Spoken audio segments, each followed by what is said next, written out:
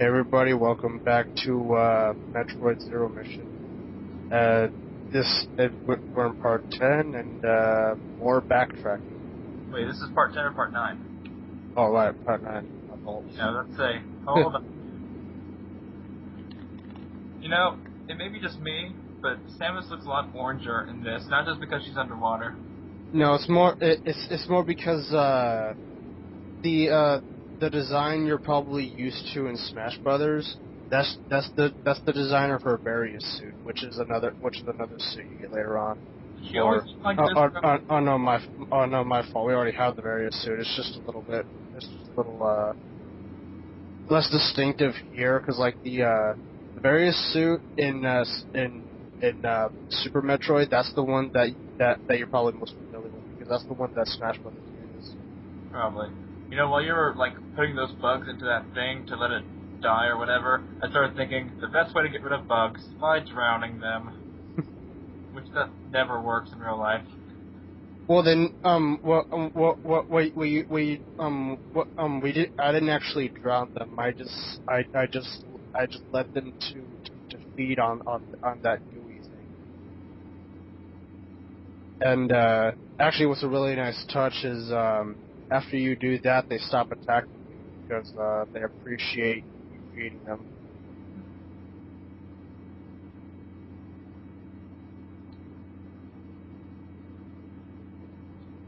That was pretty awesome. I have to see where I'm at. You know what? I can see somebody like modding a Mega Man game. I mean, I know this is pretty much Mega Man, but in the future, in the far, far future, with this is very different from Mega Man, actually. Especially gameplay-wise. I could see somebody modding this game where instead of Samus, they'll be using Mega Man, like classic Mega Man. There is a fan game on YouTube. That was something like that. You know, there should be a new rule called Rule 64. If it exists, there's a mod of it. Well, that's not necessarily the case yet. Not yet. Yeah. Oh. Well, if you want to go for brawl mods, yeah, there exists. There's a brawl mod of it.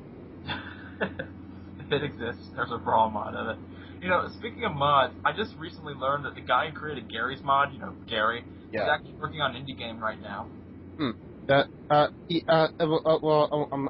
happy for the guy. He's been working pretty hard making that Gary's mod. Every time I go into this room, I think of Kevin and his stupid dildo joke. I don't because I don't care for that dildo joke. It just came out of nowhere. That's why I find it so odd. It's forced, but whatever. It looks like a bunch of dildos just like out there. Oh yeah, we're going back to Norfair for reasons I'm not quite remembering yet. We will find out. Maybe. Yeah. Or maybe the next part.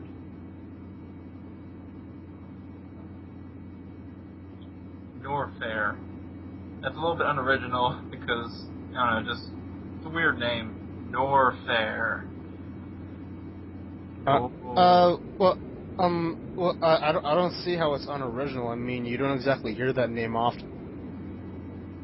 I don't know. I can see Brinstar as a new name. I mean, where the hell did Brinstar come from? I'm actually not too sure. But yeah. This is just these are just the areas of the planet Zeeb that we're on. So you're using an ice weapon in a lava area. That makes perfect sense. I don't care. The ice beam is my favorite beam in the Metroid series. And suddenly a Pokemon reference shows up. That's immediately what I know. Well, either way, a lot of fans actually